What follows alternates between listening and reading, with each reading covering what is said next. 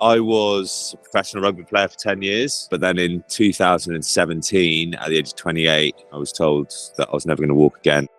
I picked the wrong end of the swimming pool to dive into. I couldn't see the bottom because the water was disturbed.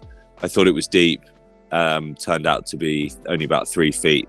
Hit my head very hard on the bottom of the pool, and that dislocated my C6 and C7 vertebrae, which are the two at the bottom of your neck. The disc in between exploded, and that left me paralysed from the shoulders down. After 7 days of no movement or sensation, I was told that I was never going to walk again. I just sort of spent every waking moment trying to move something, not actually thinking it would, but unbelievably, 48 hours later, my toe flicked.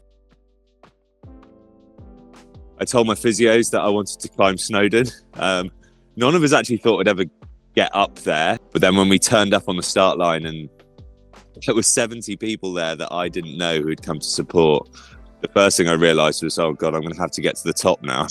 That was only 1 year after my accident. On the 5-year anniversary of the first time I climbed Snowdon, it was an incredible moment to go back there with the beneficiaries of the charity that I now run, Millimetres to Mountains.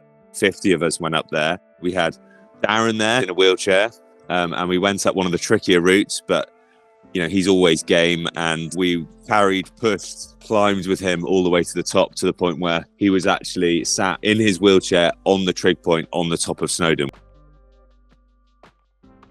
I am here in Reykjavik in Iceland with Darren Edwards and Niall McCann, two other people who are ambassadors of the charity and both have spinal cord injuries. We're aiming to become the first fully disabled team to unsupported cross Vatnajökull, which is the largest ice cap in Europe. It's a 155-kilometre crossing, and we'll be pulling halts with all of our tents and food with us and camping for 2 weeks as we try and get across the ice. So it's a huge challenge and a huge undertaking, even if you didn't have disabilities. Normally with a trip like this, if you were fully able and one of the team had to pull off, the other two could probably carry on. But for us, we very much need each other to get across. But that's kind of the message. It's, with teamwork and with the right attitude, things are still possible, despite, the limitations that life might have thrown at us.